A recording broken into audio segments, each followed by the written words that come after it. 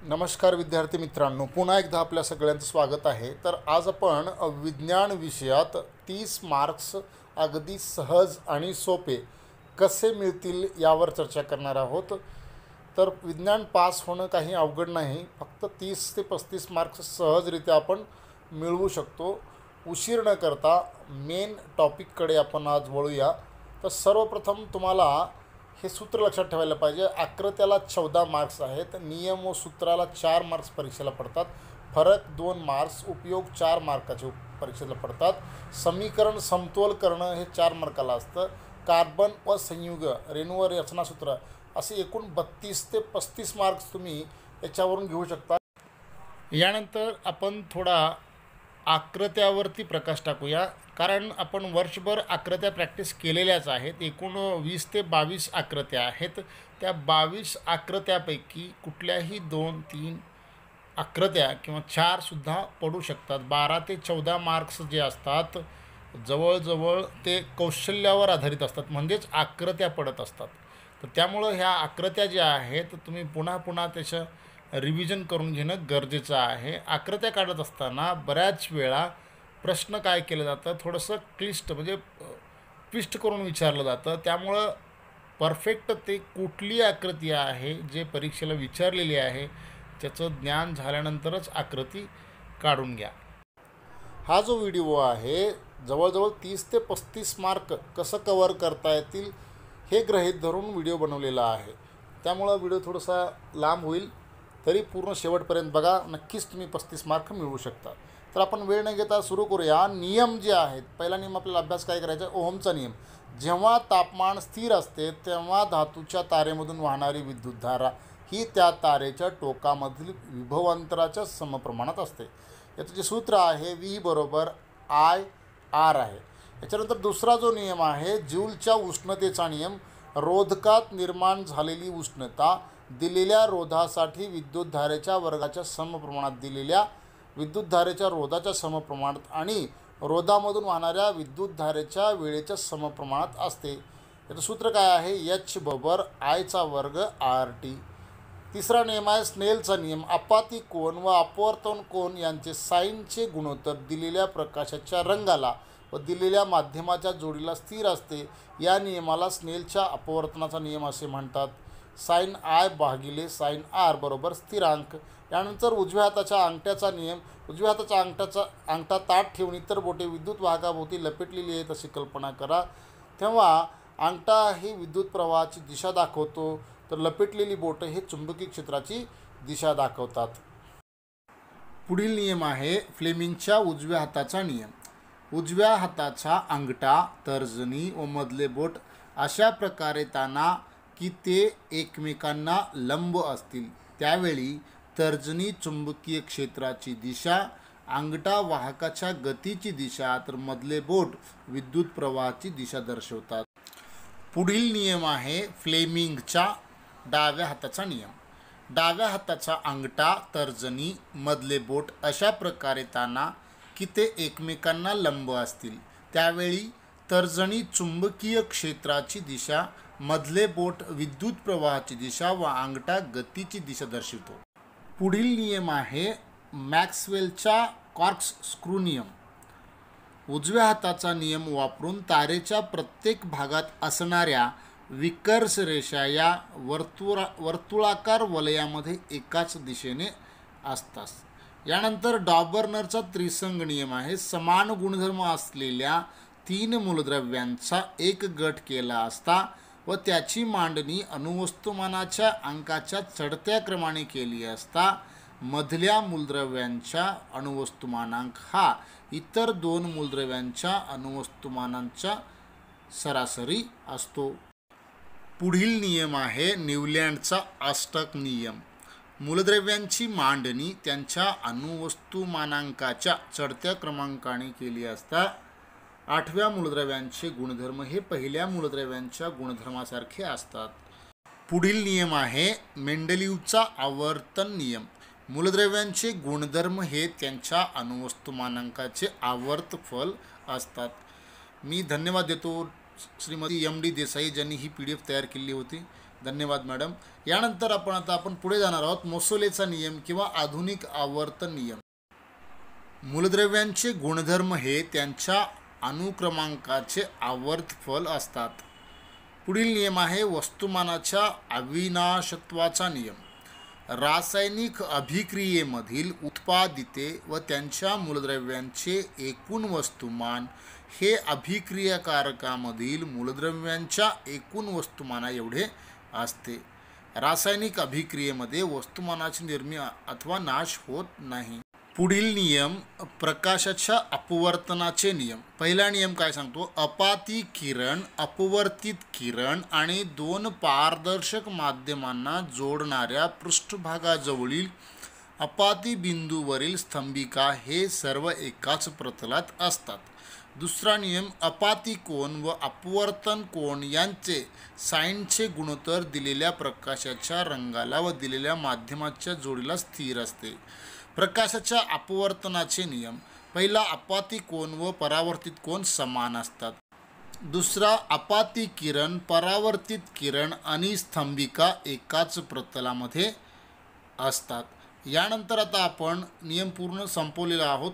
यानंतर आपण आता उपयोग बघणार आहोत। सर्वप्रथम जो आहे क्लोरीनचे उपयोग आहेत, तर त्याचे उपयोग जलशुद्धीकरण करण्यासाठी, जलतरण तलावामध्ये PVC निर्मितीसाठी, CFCच्या निर्मितीसाठी, कीटकनाशकाच्या निर्मितीसाठी क्लोरीनचा उपयोग केला जातो। यानंतर दुसरा जो उपयोग आहे सोडियम हायड्रॉक्साईडचे उपयोग धातूवरील वंगण हटविण्यासाठी, साबण आणि स्वच्छकांच्या निर्मितीसाठी, कागद निर्मितीसाठी, कृत्रिम तंतूच्या निर्मितीसाठी सोडियम हायड्रॉक्साईडचे उपयोग। यानंतर विरंजक चूर्ण किंवा ब्लिचिंग पावडरचे उपयोग। याचा उपयोग वस्त्रोद्योगामध्ये कापूस व तागाच्या ब्लिचिंगसाठी केला जातो, कागद कारखान्यामध्ये केला जातो, लॉन्ड्रीमध्ये, रासायनिक कारखान्यामध्ये ऑक्सिडीकारक एजंट म्हणून करण्यात येतो, पिण्याच्या पाण्याचे निर्जंतुकीकरण करण्यासाठी होतो। नेक्स्ट आहे बेकिंग सोड्याचे किंवा खाण्याच्या सोड्याचे उपयोग। बेकिंग पावडर बनविण्यासाठी याचा उपयोग केला जातो, प्रतिअम्ल किंवा अँटीॲसिड बनविण्यासाठी केला जातो, सोडा आम्ल अग्निशामक साधनामध्ये केला जातो, खाद्यपदार्थ खुशखुशीत करण्यासाठी सुद्धा याचा उपयोग केला जातो। धुण्याच्या सोड्याचे उपयोग। काच, साबण आणि कागद कारखान्यामध्ये याचा उपयोग केला जातो। टाकणखार किंवा बोरॉक्स यासारख्या सोडियमच्या संयुगाच्या निर्मितीसाठी, घरगुती स्वच्छता करण्यासाठी सोडियम कार्बोनेटचा उपयोग केला जातो। पाण्याच्या कायमचा कठीणपणा घालवण्यासाठी याचा उपयोग केला जातो। नेक्स्ट आहे POP प्लास्टर ऑफ पॅरिसचे उपयोग। खेळणी व मूर्त्या बनवण्यासाठी, पृष्ठभाग गुळगुळीत करण्यासाठी, मोडलेली हाडे जोडण्यासाठी, घराच्या छताच्या सजावटीसाठी याचा उपयोग केला जातो। औष्णिक क्रियेचा उपयोग रेल्वेचा रूळ अथवा यंत्राचे तुटलेले भाग जोडण्यासाठी केला जातो। नेक्स्ट आहे विद्युत प्रवाहाचा औष्णिक परिणामाचे उपयोग। विद्युत हीटरमध्ये, विद्युत इस्त्रीमध्ये, ओव्हनमध्ये, टोस्टरमध्ये, फ्यूजमध्ये, विद्युत किटलीमध्ये याचा उपयोग केला जातो। नेक्स्ट आहे सोलेनॉइडचा उपयोग। विद्युत चुंबक बनविण्यासाठी सोलेनॉइडचा उपयोग केला जातो। यानंतर विद्युत मोटारचा उपयोग पंखा व रेफ्रिजरेटर्समध्ये केला जातो, मिक्सर व धुलाई यंत्रामध्ये केला जातो, कम्प्युटर आणि MP3 मध्ये विद्युत मोटारचा उपयोग केला जातो। यानंतर विद्युत जनित्राचा उपयोग, यांत्रिक ऊर्जेचे रूपांतर विद्युत ऊर्जेमध्ये करण्यासाठी याचा उपयोग केला जातो। ईस्टरचा उपयोग सुवासिक अत्तर बनविण्यासाठी, स्वाद निर्माण करणारा घटक तयार करण्यासाठी आणि साबणीकरण क्रियेमध्ये ईस्टरचा उपयोग केला जातो। यानंतर आहे इथेनॉलचे उपयोग। अल्कोहोल पेय बनविण्यासाठी, टिंचर ऑफ आयोडीन बनविण्यासाठी, खोकल्याचे औषध बनविण्यासाठी, इंधन म्हणून टॉनिक बनविण्यासाठी इथेनॉलचे उपयोग करतात। यानंतर आहे अंतर्वक्र आरशाचे उपयोग। सर्वसाधारण बॅटऱ्यांमध्ये, सर्च लाईटमध्ये, वाहनांच्या हेडलाईटमध्ये, दंततज्ञ दातांची मोठी प्रतिमा पाहण्यासाठी वापरतात, सौरभट्टीमध्ये आणि दाढी करताना याचा उपयोग केला जातो। यानंतर बहिर्वक्र आरशाचा उपयोग उंच इमारत अथवा झाडाची पूर्ण लांबीची प्रतिमा पाहण्यासाठी याचा उपयोग केला जातो। वाहनांच्या पाठीमागील दृश्य पाहण्यासाठी बहिर्वक्र आरशाचा उपयोग केला जातो। बायोगॅस किंवा गोबर गॅस प्लांटचे उपयोग मिथेन वायूची निर्मिती करण्यासाठी, नंतर यामध्ये निर्माण होणारे टाकाऊ पदार्थ खताच्या स्वरूपात वापरले जातात. तर अशा प्रकारे बायोगॅसचा उपयोग केला जातो. यानंतर मिश्र धातूंचे उपयोग आहेत. मिश्र धातू म्हणजे दोन धातू किंवा अधातूच्या मिश्रणाला आपण मिश्र धातू म्हणतो. इथं लोखंड प्लस निकेल प्लस क्रोमियम याच्यापासून स्टेनलेस स्टील बनवलं जातं. स्टेनलेस स्टीलचा उपयोग भांडी तयार करण्यासाठी केला जातो. नेक्स्ट आहे सोने प्लस चांदी. सोने प्लस तांबे दागिने तयार करण्यासाठी केलं जातं. तांबे प्लस जस्त याच्यामुळं ब्रास तयार होतो. ब्रास विद्युत संपर्काचे भाग, भांडी व सुशोभीकरणाच्या वस्तू तयार करण्यासाठी केला जातो. तांबे प्लस कथील यांचं ब्रांज पुतळे, मानचिन्ह, बिल्ले बनवण्यासाठी केला जातो. शिसे प्लस कथील शोल्डर विद्युतधारा एकत्र जोडण्यासाठी केला जातो. यानंतर आहे विद्युत तारणीचे उपयोग किंवा फ्यूजचे उपयोग. विद्युत उपकरणांचा बिघाडापासून बचाव करण्यासाठी, जादा विद्युत प्रवाहापासून मंडळाचा बचाव करण्यासाठी केला जातो. जास्तीचा विद्युत प्रवाह थांबविण्यासाठी याची मदत होते. यानंतर आहे भूसंपर्क तारेचे उपयोग.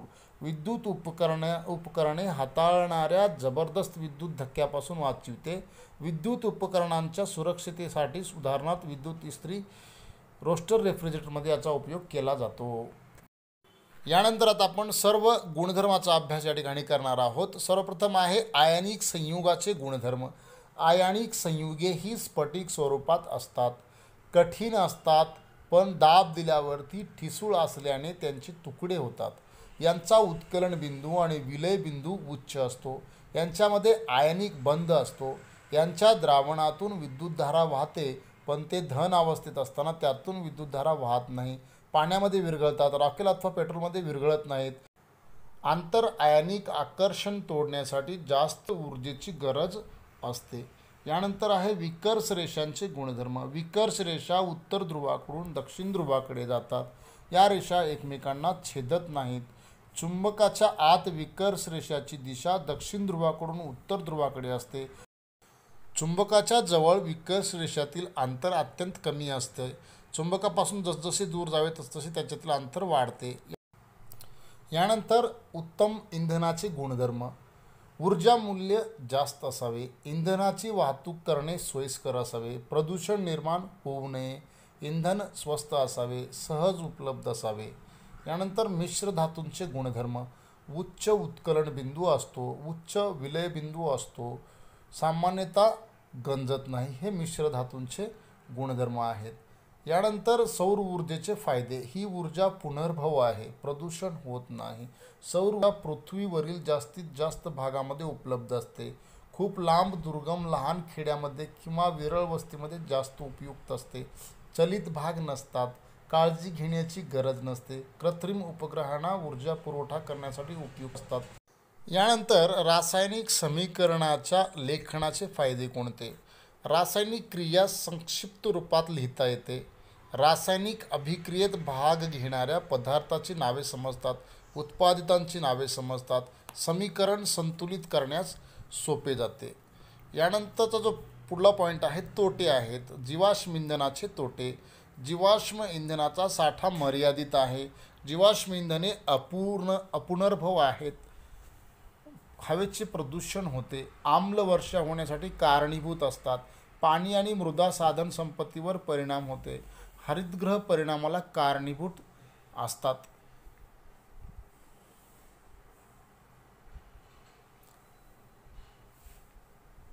यानंतर सौर ऊर्जेचे तोटे. फक्त सूर्यप्रकाश असतानाच उपयोगी ठरतात. ही उपकरणे खर्चिक आहेत. विद्युत विभव जास्त विद्युतधारा तयार करू शकत नाही. सौर घटासाठी वापरण्यात येणाऱ्या सिलिकॉन हा मर्यादित आहे. याची कार्यक्षमता कमी आहे. ही उपकरणे जास्त जागा व्यापतात. पावसाळ्यासारख्या ऋतूमध्ये उपयुक्त ठरत नाहीत. ज्या भागामध्ये सूर्यप्रकाश पोहोचू शकत नाही तेथे उपयुक्त नसतात. केंद्रकीय ऊर्जेचे तोटे. केंद्रकीय ऊर्जा साठवता येत नाही. वापरलेल्या इंधनाची योग्य विल्हेवाट होत नसल्याने वातावरणाचे प्रदूषण होते. अणुभट्टीच्या अपघाती गळतीची भीती असते. ही ऊर्जा खर्चिक आहे. इंधनाचा साठा मर्यादित आहे. यातून निघणारी घातक किरणे गुणसूत्रावरती परिणाम करतात. धरणाची असणारी तोटे, सामाजिक समस्या निर्माण होतात. शेतकरी आणि आदिवासी मोठ्या संख्येने विस्थापित होतात. त्यांना योग्य मोबदला मिळत नाही. योग्य रीतीने त्यांचे पुनर्वसन होत नाही. जंगले नाश होतात. सुपीक जमीन पाण्याखाली जाते. हे असे अनेक धरणाचे तोटे आढळतात. यानंतर मर्यादा किंवा त्रुटी म्हणून आहेत. डॉबर्नरच्या त्रिके नियमाच्या मर्यादा कोणत्या? तर एक आहे, हा नियम फक्त 3च गटांना लागू पडला. दुसरा, न्यूलँडच्या अष्टक नियमाच्या मर्यादा कोणत्या? न्यूलँडचा अष्टक नियम फक्त कॅल्शियमपर्यंत लागू पडतो. न्यूलँडच्या गृहीतकानुसार फक्त 56च मूलद्रव्ये आहेत, परंतु भविष्यामध्ये नवीन मूलद्रव्यांचा शोध लागला. न्यूलँडने अष्टक तक्त्यात मूलद्रव्यांना जागा देण्यासाठी भिन्न गुणधर्म असलेल्या 2 मूलद्रव्यांना एकाच स्तंभात स्थान दिले होते, जे की पुढल्या आधुनिक आवर्त सारणीमध्ये त्याला दुरुस्त करून त्याला वेगळं स्थान देण्यात आलेलं आहे. यानंतर काही मूलद्रव्येचे गुणधर्म समान असून देखील त्यांना भिन्न स्तंभामध्ये स्थान दिले होते. न्यूलँडचा हा नियम फक्त हलक्या मूलद्रव्यांनाच उपयुक्त ठरतो. नोबेल वायूच्या शोधानंतर अष्टकाचा नियम जो आहे तो जवळजवळ फेल झाला किंवा त्याला महत्त्व उरले नाही. नंतर मेंडेलीवच्या नियमाच्या मर्यादा, हायड्रोजनला योग्य स्थान देता आले नाही. दुसरं, तटस्थान यांची मांडणी करता येत नव्हती. शास्त्रीय कारणे द्या. भिंतींना चुन्याची रंगसफेदी केली असता चकाकीपणा का प्राप्त होतो? जेव्हा भिंतीला चुन्याची रंगसफेदी केली जाते त्यावेळी चुन्याच्या निवळीचे द्रावण तयार होते. कॅल्शियम हायड्रॉक्साईडची हवेतील कार्बन डायऑक्साईड बरोबर रासायनिक अभिक्रिया झाल्याने कॅल्शियम कार्बोनेट तयार होतो, त्यामुळे भिंतीला चकाकी येते. दुसरं आहे, लोखंडी वस्तूंना रंग का लावला जातो? लोखंडी वस्तू गंजू नयेत म्हणून त्यांना रंगविले जाते. त्यामुळे लोखंडाचा आणि हवेतील ऑक्सिजनचा किंवा आर्द्रतेचा संपर्क तुटतो आणि गंजणे टळते. यानंतर जे आहे, स्निग्ध व तेलयुक्त खाद्यपदार्थ नायट्रोजनने हवाबंद करतात. कारण काय? किंवा चिप्सच्या पॅकेटमध्ये नायट्रोजन का भरला जातो? स्निग्ध आणि तेलयुक्त खाद्यपदार्थ हवाबंद करताना नायट्रोजनचा वापर करतात, कारण नायट्रोजनमुळे पदार्थाचा ऑक्सिडेशन घडत नाही व पदार्थ चांगला राहतो. पुढील आहे, आम्ल विरळ करताना पाण्यामध्ये आम्ल घालावे, परंतु आम्लामध्ये पाणी घातले जात नाही का? आम्लामध्ये पाणी घातल्यानंतर घडणारी क्रिया उच्च उष्णदायी असते. त्यामुळे आपण जर तीव्र आम्लामध्ये पाणी मिसळले तर उष्णता निर्माण होऊन मिश्रणाचे शिंतोडे उडल्यामुळे आपल्याला भाजू शकते किंवा काचेचे भांडे फुटू शकते. तिसरा आहे, पितळ आणि तांब्याच्या भांड्यामध्ये आंबट पदार्थ का ठेवत नाहीत? दही किंवा आंबट पदार्थामध्ये आम्ल असते, त्यामुळे पितळ किंवा तांब्याच्या भांड्यामध्ये दही किंवा आंबट पदार्थ ठेवले असता धातूच्या आम्लावर रासायनिक अभिक्रिया होऊन हायड्रोजन वायू मुक्त होतो आणि काही विषारी पदार्थ अन्नामध्ये मिसळले जातात. HCl वायूमुळे कोरड्या लिटमस पेपरचा रंग बदलत नाही, पण ओल्या लिटमस पेपरचा रंग बदलतो. याचे कारण आहे, HCl वायुरूपामध्ये असल्यामुळे त्याच्यामध्ये आयन नसतात, त्यामुळे निळ्या लिटमस पेपरचा रंग बदलत नाही. पण लिटमस पेपर ओला केला जातो, त्यामध्ये हायड्रोजनचे आयनची निर्मिती होते व निळा लिटमस पेपर लाल होतो. जठरामध्ये जळजळ आणि वेदना झाली असता अँटीॲसिड का खाल्ले जाते? याचे कारण आहे, जठरामध्ये HCl ॲसिड असते, त्याचे प्रमाण जास्त झाले असता जर अँटीॲसिड खाल्ले तर उदासीकरण क्रिया घडते, क्षार आणि पाणी यांची निर्मिती होऊन जळजळ कमी होते. पुढील प्रश्न आहे, दातांचा pH 5.5 पेक्षा कमी झाल्याने दात का किडतात? कारण दातावरील इनॅमल कॅल्शियम फॉस्फेटपासून बनलेले असते, ते पाण्यात विरघळत नाही. परंतु तोंडाचा pH 5.5 पेक्षा कमी झाल्याने आम्लाची निर्मिती होते आणि दात किडतात आणि ते स्वच्छ करण्यासाठी अल्कलीय दंतमंजनाचा उपयोग केला जातो. आता यानंतर आपण काय करणार आहोत, फरक बघणार आहोत. आंतरवक्र भिंग, बहिर्वक्र भिंग. एक आंतरवक्र भिंगामध्ये या भिंगाचे टोकाकडील भाग रुंद असून मधील भाग आतील बाजूने वक्राकार असतो. तर या भिंगाची दोन्ही टोके निमुळते असून मधील भाग फुगीर असतो. प्रकाश किरणांना पसरवितात, प्रकाश किरणांना एकत्रीकरण करतात. यांना आपसारे भिंग असे म्हणतात, तर यांना अभिसारी भिंग असे म्हणतात. यानंतर विद्युत मोटार आणि विद्युत जनित्रामधील फरक आहे. विद्युत मोटारमध्ये आपण प्रथम बघूया. विद्युत ऊर्जेचे रूपांतर यांत्रिक ऊर्जेमध्ये होते, तर विद्युत जनित्रामध्ये यांत्रिक ऊर्जेचे रूपांतर विद्युत जनित्रामध्ये करते. विद्युत मोटरमध्ये अर्ध्या कड्या वापरल्या जातात, तर विद्युत जनित्रामध्ये पूर्ण कड्या वापरल्या जातात. विद्युत मोटार हे फ्लेमिंगच्या डाव्या हाताच्या नियमाला लागू पडते, तर विद्युत जनित्र हे फ्लेमिंगच्या उजव्या हाताच्या नियमाला वापरला जातो. विद्युत मोटरमध्ये अर्धकड्या कम्युटेटरचे कार्य करतात, तर एकदिक विद्युत प्रवाह मिळण्यासाठी अर्धकड्या असलेल्या कम्युटेटरचा वापर करावा लागतो. उदाहरणार्थ रेफ्रिजरेटर, मिक्सर, धुलाई यंत्र. आणि विद्युत जनित्राचे उदाहरण एकदिक व भिन्नदिक जनित्र. यानंतर प्रवाहिनी आणि प्रतिवाहिनीमधील फरक आहे. तर या वाहिन्या हृदयाकडून रक्ताचे वहन शरीराच्या इतर भागाकडे करतात, तर प्रतिवाहिन्या शरीराच्या इतर भागाकडून रक्ताचे वहन हृदयाकडे करतात. प्रवाहिन्यामध्ये भित्ती जाड आणि लवचिक असतात, प्रतिवाहिन्यांच्या भित्ती जाड नसतात. प्रवाहिन्यांमध्ये उच्च रक्तदाब असतो, प्रतिवाहिन्यांमध्ये रक्तावर दाब नसतो. प्रवाहिनीमध्ये यामध्ये झडपा नसतात, प्रतिवाहिन्यामध्ये झडपा असतात. प्रवाहिनीमध्ये ऑक्सिजनयुक्त रक्त शुद्ध रक्ताचे वहन करतात, तर प्रतिवाहिनीमध्ये विना ऑक्सिजनयुक्त अशुद्ध रक्ताचे वहन केले जाते.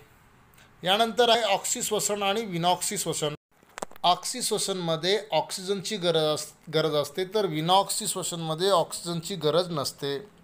ऑक्सिश्वसनामध्ये सजीव वातावरणामध्ये वायूंचे अदलाबदल होतात, तर विनॉक्सिश्वसनामध्ये वायूंचे अदलाबदल होत नाहीत. ऑक्सिश्वसन ही क्रिया कलकणूमध्ये आणि पेशीद्रवामध्ये होते, तर विनॉक्सिश्वसन ही क्रिया फक्त पेशीद्रवामध्ये होते. ऑक्सिश्वसन कार्बन डायऑक्साईड व पाणी तयार होऊन ऊर्जा मुक्त होते, तर उत्पादिते भिन्न असू शकतात, इथेनॉलसारखे. बहुपेशीय सजीवांमध्ये ऑक्सिश्वसन आढळते, तर सूक्ष्मजीवांमध्ये विनॉक्सिश्वसन आढळते. यानंतर आहे पारंपरिक ऊर्जा स्रोत आणि अपारंपरिक ऊर्जा स्रोत. या ऊर्जा स्रोतांना अपुनर्भव ऊर्जा स्रोत असे देखील म्हणतात. या ऊर्जा स्रोतांना पुनर्भव ऊर्जा स्रोत असे देखील म्हणतात. हे हायड्रोकार्बनपासून बनले असल्यामुळे घडणारे प्रदूषण हे जास्त असते. यामध्ये कार्बन नसल्यामुळे प्रदूषण होत नाही. याचा साठा कमी प्रमाणामध्ये उपलब्ध आहे, हे अधिक प्रमाणात उपलब्ध आहेत, मर्यादित आहेत, अमर्यादित प्रमाणात उपलब्ध आहेत, पर्यावरणपूरक नाहीत. पेट्रोल, डिझेल, रॉकेल, सौर ऊर्जा, पवन ऊर्जा इत्यादी हे पारंपरिक आणि अपारंपरिक ऊर्जेतील फरक आहेत. यानंतर मायोपिया, हायपरमेट्रोपिया आणि प्रेस्बिओपिया हे 3 दृष्टीदोषाबद्दल आपण फरक जाणून घेणार आहोत. पहिला आहे मायोपिया. याला निकट दृष्टीदोष असे म्हणतात. जवळचे दिसते, दूरचे दिसत नाही. दूरच्या वस्तूची प्रतिमा पडद्याच्या समोर पडते. हा दृष्टीदोष घालविण्यासाठी अंतर्वक्र भिंगाचा उपयोग केला जातो. हायपरमेट्रोपियामध्ये याला दूरदृष्टी असे म्हणतात. व्यक्तीला दूरचे दिसते पण जवळचे स्पष्ट दिसत नाही. वस्तूची प्रतिमा पडद्याच्या पाठीमागे मिळते. हा दोष घालण्यासाठी बहिर्वक्र भिंगाचा उपयोग केला जातो. यानंतर प्रेस्बिओपिया. या दोषांमध्ये निकट दृष्टीदोष आणि दूरदृष्टीदोष दोन्हीही असतात. अशा व्यक्तींना जवळच्या आणि दूरच्या वस्तू देखील स्पष्टपणे दिसत नाहीत. पडद्यावर प्रतिमा पडत नाही. दृष्टीदोषाचे निवारण करण्यासाठी अंतर्वक्र आणि बहिर्वक्र या दोन्ही भिंगाचा उपयोग करून हा दोष बरा केला जातो. यानंतर आल्केन, आल्किन आणि आल्काइन. आल्केन एका कार्बन अणूमध्ये एकेरी बंध असते. हे संपृक्त हायड्रोकार्बन्स आहेत. समावेशी क्रिया घडत नाही. सामान्य सूत्र CnH2n+2. क्रियाशील नसतात, इथेन. यानंतर आल्किन एका कार्बन अणूच्या जोडीमध्ये दुहेरी बंध असते. हे असंपृक्त हायड्रोकार्बन्स आहेत. समावेशी क्रिया घडते. सामान्य सूत्र CnH2n. क्रियाशील असतात, इथिन. यानंतर अल्काइन एका कार्बन अणूच्या मध्ये तिहेरी बंध असते. हे असंपृक्त आहेत. समावेशी रासायनिक अभिक्रिया घडते. सामान्य सूत्र CnH2n-2. क्रियाशील नसतात. उदाहरणासाठी इथेन आहे. तर हे तीन पैकी कुठलं तरी दोन एक्झाम्पल तुम्हाला जरी पडले तर त्याचा फरक लिहिता आला पाहिजे. यानंतर रचना साधर्मी अवयव आणि कार्य साधर्मी. रचना सारखीच असते पण कार्य वेगळे असते. कार्य साधर्मीमध्ये रचना वेगळी असते पण कार्य सारखेच असते. वेगवेगळ्या सजीवांची शरीर रचना समान असते तर सजीवांची शरीर रचना वेगळी असते. अवयवांचा वापर वेगवेगळ्या कार्यासाठी करतात. सारखे कार्य करण्यासाठी रचना भिन्न असते. उदाहरणामध्ये मानवाचे हात व सरड्यांचे पाय. उदाहरणामध्ये फुलपाखरांचे पंख व वटवाघुळांचे पंख.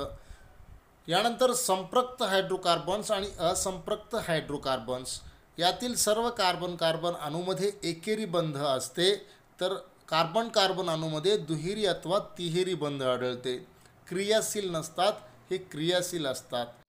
उदाहरणार्थ मिथेन, इथेन, प्रोपेन. उदाहरणार्थ इथिन, इथाईन, प्रोपाईन, ब्युटेन असे अनेक उदाहरणं आपण या ठिकाणी देऊ शकतो. यानंतर जो आपला फरक आहे तो आहे एकदिक जनित्र आणि भिन्नदिक जनित्र. एका काळात जर विद्युत प्रवाह आपली दिशा बदलत नसेल तर त्या प्रवाहाला एकदिक विद्युत प्रवाह म्हणतात व त्या उपकरणाला एकदिक जनित्र म्हणतात. एका काळात जर विद्युत प्रवाहाची दिशा बदलत असेल तर त्या प्रवाहाला भिन्नदिक विद्युत प्रवाह म्हणतात व त्या उपकरणाला भिन्नदिक विद्युत जनित्र म्हणतात. एकदिक जनित्रामध्ये ऊर्जा वाया जाते, भिन्नदिक जनित्रामध्ये विद्युत ऊर्जा वाया जात नाही. एकदिक जनित्रामध्ये विद्युत प्रवाह एकाच दिशेने असतो तर भिन्नदिकमध्ये आपली दिशा बदलत असतात. यानंतर एकसर जोडणी आणि समांतर जोडणी. यामध्ये रोधक एकमेकांना सरळ रेषेत जोडला जातात तर यामध्ये विद्युतरोध एकमेकांना समांतर जोडलेले असतात. प्रत्येक रोधामधून एकसारखा विद्युत प्रवाह वाहतो, प्रत्येक रोधामधून एकसारखा विद्युत प्रवाह वाहत नाही. रोध जास्त असल्याने विद्युत प्रवाह कमी होतो, रोध कमी असल्याने विद्युत प्रवाह जास्त वाहतो. एखादा घटक बिघडला तर संपूर्ण विद्युत मंडळ खंडित होते, एखादा घटक बिघडला तर तेवढाच भाग बंद होतो. RS बरोबर R1 + R2 + R3 1/RP बरोबर 1/R1 + 1/R2 + 1/R3. यानंतर भाजणे आणि निस्थापन यातील फरक बघूया. सल्फाईडच्या धातुकाला हवेत उष्णता देऊन त्यांचे ऑक्साईडमध्ये रूपांतर करणे म्हणजेच भाजणे होय. कार्बोनेटच्या धातुकाला मर्यादित हवेत उष्णता देऊन त्यांचे ऑक्साईडमध्ये रूपांतर करणे म्हणजेच निस्थापन होय. सल्फाईडच्या धातुकासाठी उपयुक्त आहे, कार्बोनेटच्या धातुकासाठी ही क्रिया उपयुक्त आहे. सल्फर डायऑक्साईड वायू मुक्त होतो, कार्बन डायऑक्साईड वायू मुक्त होतो. आयर्न सल्फाईड आणि झिंक सल्फाईड सारख्या धातुकासाठी उपयुक्त आहे तर झिंक कार्बोनेट सारख्या धातुकासाठी उपयुक्त आहे. तर याच्यानंतर जे आपल्याला फरक बघायचा आहे तो आहे भौतिक क्रिया आणि रासायनिक क्रिया. या क्रिया तात्पुरत्या स्वभावाच्या असतात तर रासायनिक क्रिया ही कायमस्वरूपी असतात. भौतिक क्रिया कोणत्याही नवीन पदार्थ तयार होत नाही तर रासायनिक क्रियामध्ये नवीन पदार्थाची निर्मिती होते. मूळ पदार्थ पुन्हा मिळवता येतो, मूळ पदार्थ पुन्हा मिळवता येत नाही. पदार्थाच्या स्थितीमध्ये बदल घडतो तर पदार्थाच्या स्थितीमध्ये आणि गुणधर्मामध्ये बदल घडतो. वायूची निर्मिती अथवा रंगामध्ये बदल होत नाही तर वायूची निर्मिती, तापमान बदल, रंगामध्ये बदल आणि गुणधर्मामध्ये बदल घडू शकतो. पाण्याचा बर्फ होणे आणि लोखंडाची पाण्याबरोबर होणारी क्रिया हे काही उदाहरणे यांची आहेत. यानंतर आहे चेतन संस्थेची कार्यप्रणाली आणि संप्रेरकाची कार्यप्रणाली. तर सुरुवातीला चेतन संस्थेची बघूया. ही संस्था चेतन पेशीशी संबंधित असते.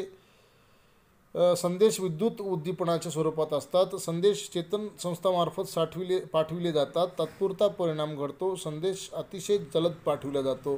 तर संप्रेरकाची कार्यप्रणाली ही संस्था ग्रंथींनी बनलेली असते.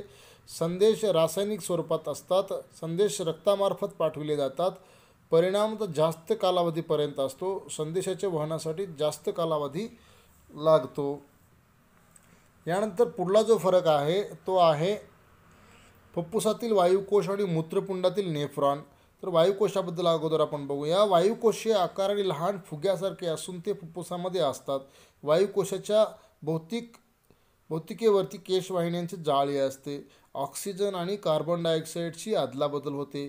वायूंची अदलाबदल करणारा घटक आहे. तर आता नेफ्रॉनबद्दल बघूया. नेफ्रॉन ही नलिकायुक्त रचना असून ती मूत्रपिंडामध्ये असते. नेफ्रॉन्समध्ये ग्लोमेरुल्स, बोमेनचा कोश आणि संग्राहक नलिका असते. रक्तातील नायट्रोजनयुक्त टाकाऊ पदार्थ मूत्राच्या स्वरूपात बाहेर टाकले जातात. गाळण क्रिया करणारा हा एक घटक आहे. तर अशा प्रकारे फरक तुम्ही लिहू शकता. यानंतर पुढला जो फरक आहे तो आहे स्वयंपोषित पोषण आणि परपोषित पोषण. या पोषणामध्ये सजीव स्वतःचे अन्न स्वतः तयार करतात. या क्रियेसाठी आवश्यक असणारे हरितद्रव्य असते. अन्नाची निर्मिती सहसा दिवसा होते आणि उदाहरणासाठी वनस्पती आहे. नंतर परपोषित पोषणामध्ये यामध्ये सजीवांना पोषणासाठी दुसऱ्यावर अवलंबून असावे लागतात आणि यांच्यामध्ये हरितद्रव्य नसते. अन्न केव्हाही मिळविता येते आणि दुसऱ्यावर अवलंबून असणारे आपण प्राणी असल्यामुळे आपण सुद्धा परपोषितचं उदाहरण आहोत. यानंतर पुढला जो आहे धातू आणि अधातूमधील फरक आहे.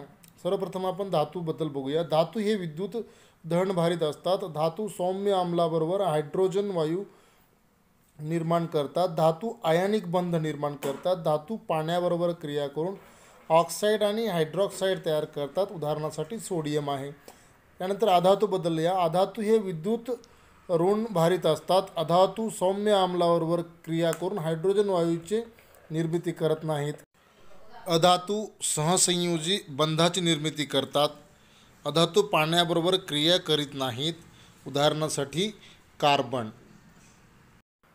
यानंतर आता आपण संपूर्ण पुस्तकातील व्याख्या बघणार आहोत. सर्वप्रथम अभिक्रियाकारके.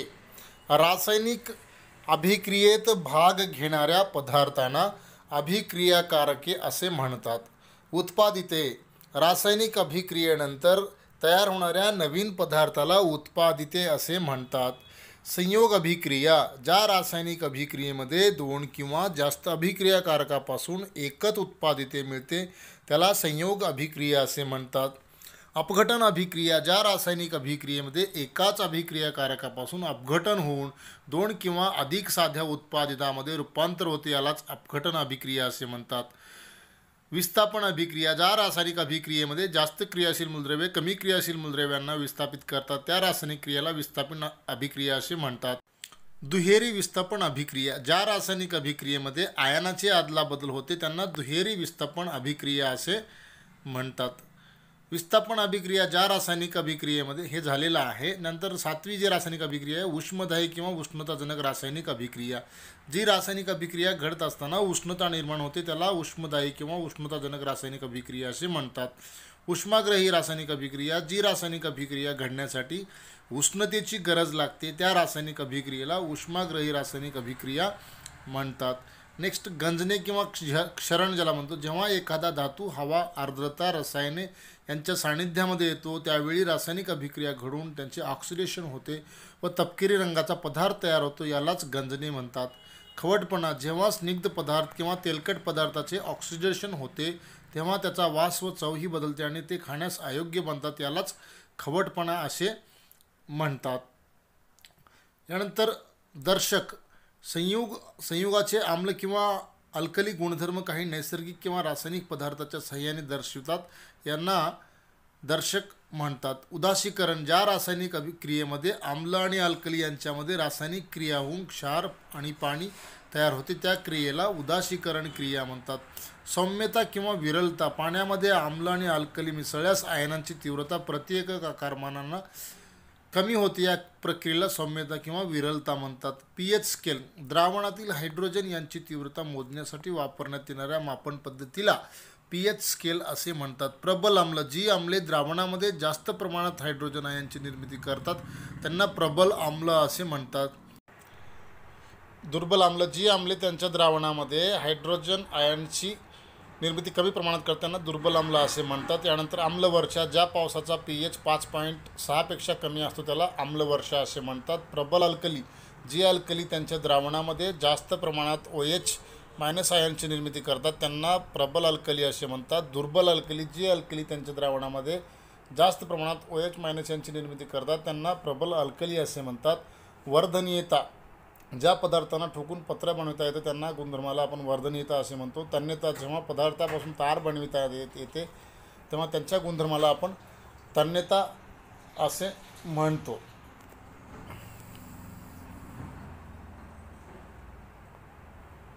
निस्थापन कार्बोनेटच्या धातुकाला मर्यादित हवेत जास्त उष्णता देऊन त्यांच्या ऑक्साईडमध्ये रूपांतर करतात. या क्रियेला निस्थापन असे म्हणतात. ऑक्सिडेशन, ज्या रासायनिक अभिक्रियेमध्ये ऑक्सिजन घेतला जातो किंवा हायड्रोजन काढून टाकला जातो त्या क्रियेला ऑक्सिडेशन असे म्हणतात. क्षपण, ज्या रासायनिक अभिक्रियेमध्ये ऑक्सिजन काढून टाकला जातो किंवा हायड्रोजन घेतला जातो त्या रासायनिक अभिक्रियेला क्षपण असे म्हणतात. रेडॉक्स, रासायनिक क्रिया, ज्या रासायनिक अभिक्रियेमध्ये ऑक्सिडेशन आणि क्षपण या दोन्ही क्रिया घडतात त्यांना रेडॉक्स अभिक्रिया असे म्हणतात. द्विअभिसरण, पृष्ठवंशी प्राण्यात रक्ताच्या वाहनाच्या प्रत्येक चक्रामध्ये रक्त हृदयातून दोनदा जाते, यालाच वाहनाचे द्विअभिसरण म्हणतात. रक्तदाब, रक्तवाहिनीच्या भित्तीवर रक्ताचा पडदा, जोर म्हणजेच रक्तदाब होय. यानंतर पुढील व्याख्या आहे सिस्टोलिक दाब, जवनिकेच्या अंकुचनाच्या वेळी प्रवाहिनीच्या आतमध्ये असणाऱ्या दाबाला सिस्टोलिक दाब म्हणतात. डायस्टोलिक दाब, जवनिकेच्या प्रसारणाच्या वेळी प्रवाहिनीमध्ये असणाऱ्या दाबाला डायस्टोलिक दाब असे म्हणतात. प्रवाहिन्या, हृदयाकडून शरीराच्या विविध भागांना ऑक्सिजनयुक्त शुद्ध रक्त पुरवणाऱ्या नलिकांना प्रवाहिन्या म्हणतात. प्रतिवाहिन्या, शरीराच्या विविध भागाकडून विना ऑक्सिजनयुक्त अशुद्ध रक्त हृदयाकडे आणणाऱ्या नलिकांना प्रतिवाहिन्या म्हणतात. लिम्फ, रक्तामध्ये असणाऱ्या रंगहीन द्रवरूप पदार्थाला लिम्फ असे म्हणतात. यानंतर पुढील व्याख्या आहे स्थानांतरण. वाहिनी वृंदातील परिकाष्ठ नावाच्या ऊती प्रकाश संश्लेषण क्रियेमध्ये तयार होणाऱ्या विद्राव्य पदार्थाचे वहन करतात. या क्रियेला स्थानांतरण असे म्हणतात. उत्सर्जन, चयापचय क्रियेमध्ये निर्माण झालेले घातक टाकाऊ पदार्थ बाहेर टाकण्याच्या जैविक क्रियेला उत्सर्जन म्हणतात. कृत्रिम मूत्रपिंड, डायलिसिसद्वारे रक्तातील नायट्रोजनयुक्त टाकाऊ पदार्थ बाहेर टाकण्याचे मानवनिर्मित साधन म्हणजे कृत्रिम मूत्रपिंड होय. अन्नसाखळी, अन्न ऊर्जेचे एका पोषक स्तराकडून दुसऱ्या पोषक स्तराकडे होणाऱ्या संक्रमणाला अन्नसाखळी म्हणतात. पोषक स्तर, अन्नसाखळीमधील प्रत्येक टप्पा किंवा पातळी यामध्ये अन्नाचे व ऊर्जेचे वहन होते, यालाच पोषक स्तर असे म्हणतात. बायोमॅग्निफिकेशन, अन्नसाखळीतून पोषक घटकाचे संक्रमण होत असताना विषारी पदार्थाची तीव्रता वाढत जाते, यालाच बायोमॅग्निफिकेशन म्हणतात. उदाहरणार्थ DDT. प्रतिक्षिप्त क्रिया, अनपेक्षित बाह्य उद्दीपनांना मज्जारज्जाकडून दिलेल्या प्रतिसादाला प्रतिक्षिप्त क्रिया म्हणतात. सिनॅप्स, दोन चेतनपेशीतील अंतराला सिनॅप्स म्हणतात. प्रतिक्षिप्त चाप, प्रतिक्षिप्त क्रियेतील संवेदना व प्रतिसादाच्या मार्गाला प्रतिक्षिप्त चाप म्हणतात. धन गुरुत्वानुवर्तन, वनस्पतीच्या वाढ गुरुत्वाकर्षणाच्या दिशेने होणे याला धन गुरुत्वानुवर्तन म्हणतात. ऋण गुरुत्वानुवर्तन, वनस्पतीच्या खोडाची वाढ गुरुत्वाकर्षण शक्तीच्या विरुद्ध दिशेने होते, याला ऋण गुरुत्वानुवर्तन म्हणतात. हायड्रोट्रॉपिझम किंवा जलानुवर्तन, पाण्याच्या दिशेने होणाऱ्या मुळांच्या वाढीला हायड्रोट्रॉपिझम किंवा जलानुवर्तन असे म्हणतात. पुढील व्याख्या आहे प्रकाशानुवर्तन. वनस्पतीची वाढ सूर्यप्रकाशाच्या दिशेने होते त्याला प्रकाशानुवर्तन असे म्हणतात. किमोट्रॉफिझम किंवा रसायनानुवर्तन, रासायनिक संकेतानुसार परागवाहिनीच्या अंडाशयाच्या दिशेने होणारी हालचाल म्हणजेच किमोट्रॉफिझम किंवा रसायनानुवर्तन. कॅटेनेशन, कार्बनमध्ये दुसऱ्या कार्बन अणूबरोबर बंध निर्माण करण्याची अद्वितीय क्षमता आहे, ज्यामुळे ते बहुसंख्येचे रेणूंनी निर्मिती करतात, या गुणधर्माला कॅटेनेशन असे म्हणतात. समजातीय श्रेणी किंवा होमोलोगस श्रेणी, ज्या संयोगाच्या श्रेणीमध्ये कार्बन शृंखलेतील हायड्रोजनची जागा जर एकाच प्रकारच्या क्रियात्मक घट घेत असेल तर त्याला समजातीय श्रेणी किंवा होमोलोगस श्रेणी म्हणतात.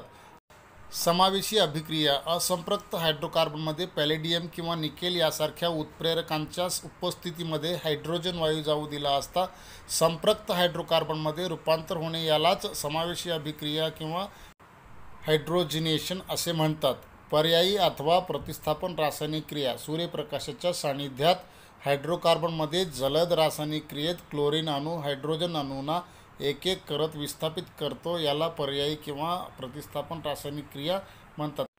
मायस्लेस, साबणाचा आयनिक ध्रुव पाण्यामध्ये विरघळतो तर कार्बन शृंखलाला तेलामध्ये विरघळते, त्यामुळे साबणाचे एक रेणू रचना तयार करतात, त्याला मायस्लेस म्हणतात.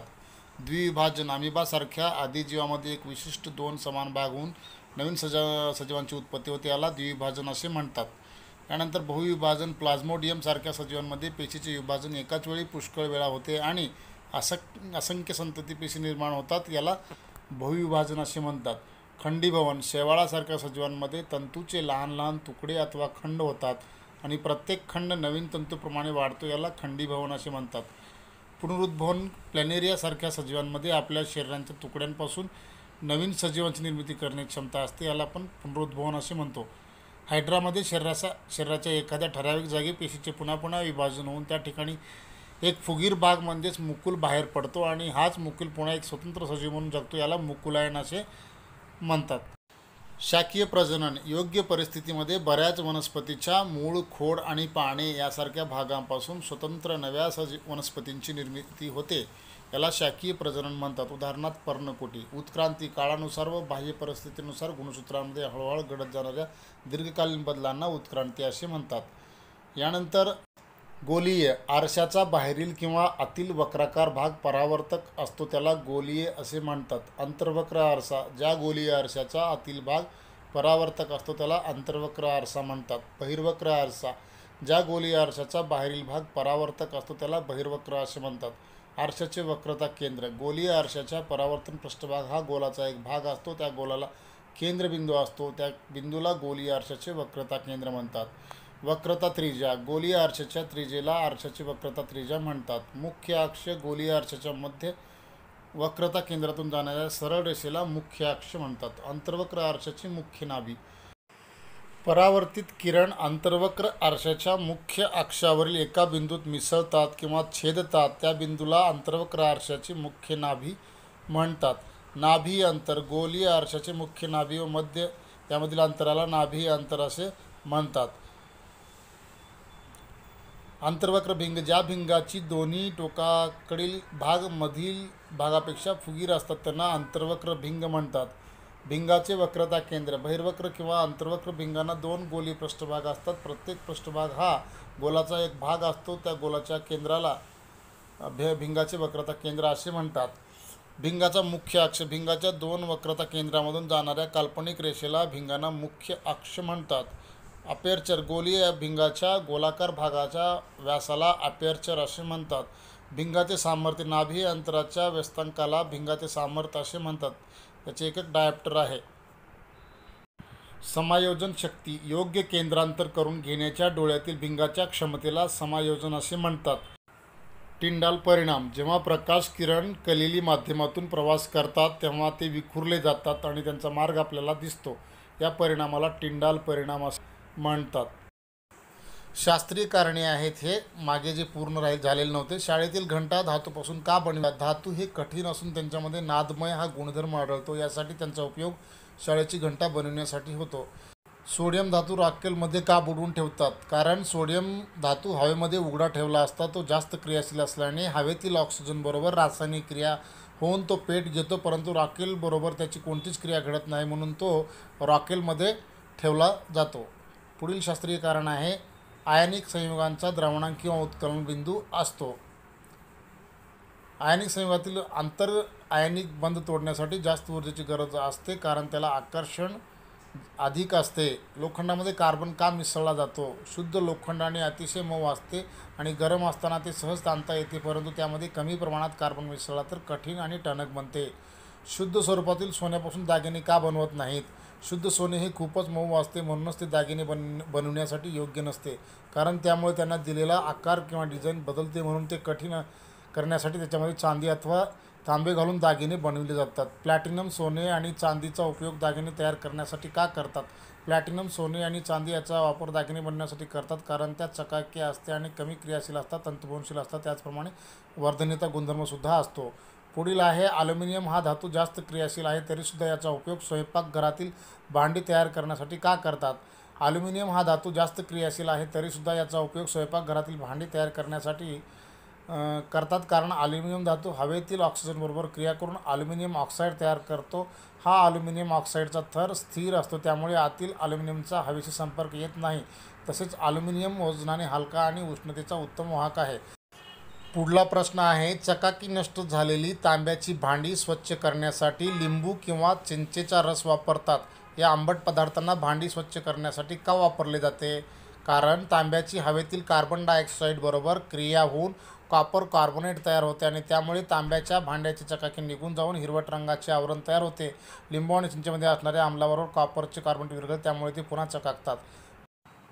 पुढील प्रश्न आहे, एक मनुष्य सराफ म्हणून दारोदारी फिरत होता. तो जुने आणि चकाकी नष्ट झालेले सोन्याचे दागिने चमकून देतो असे सांगत होता. लगेच एका स्त्रीने सोन्याच्या बांगड्याचा संच दिल्यानंतर त्याने एका विशिष्ट द्रावणात तो संच बुडवून ठेवला. बांगड्या नवीनसारख्या चमकू लागल्या, परंतु त्यांचे वजन प्रखरतेने कमी झाले.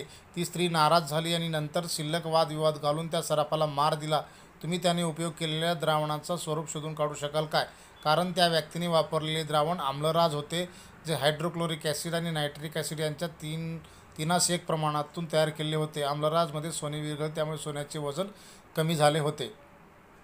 यानंतर पुढील जो प्रश्न आहे तो आहे, तांबे या धातूचा उपयोग पाणी तापविण्याचा बंब तयार करण्याकरता करतात, पण स्टीलचा उपयोग करत नाहीत. कारण लिहा. कारण तांब्याची थंड पाणी, गरम पाणी किंवा पाण्याच्या वाफेबरोबर क्रिया घडत नाही, परंतु स्टीलमधील लोखंडाची मात्र वाफेबरोबर क्रिया होते. म्हणून बंब शक्यतो तांब्यापासून बनविले जातात. तसेच तांबे हे स्टीलपेक्षा उष्णतेचे उत्तम वाहक आहे. जमिनीवरील पाण्यापेक्षा पाण्यातील प्राण्यांचा श्वसनाचा वेग जास्त का असतो? वातावरणामध्ये अधिक प्रमाणामध्ये ऑक्सिजन असते, परंतु पाण्यामध्ये विरघळलेल्या ऑक्सिजनचे प्रमाण कमी असल्यामुळे जलचर प्राण्यांना श्वसनाचा दर हा अधिक असतो. विद्यार्थी मित्रांनो, आणखी पुढील व्हिडिओमध्ये शास्त्रीय कारणे आहेत, पण मी आता सगळे काही वाचून त्यांचं काही एक्सप्लेनेशन करणार नाही, वाचणारसुद्धा नाही. जर तुम्हाला वेळ भेटलाच तर पुढील शास्त्रीय कारणे आणि त्यांची उत्तरे तुम्ही बघू शकता. आता मी इथंच व्हिडिओला थांबवतो, कारण व्हिडिओ खूप मोठा झालेला आहे. आणि हा व्हिडिओ जर तुम्हाला आवडलाच तर नक्की लाईक करा, शेअर करा, कमेंट्स करा आणि पुन्हा भेटू पुढच्या व्हिडिओमध्ये. धन्यवाद.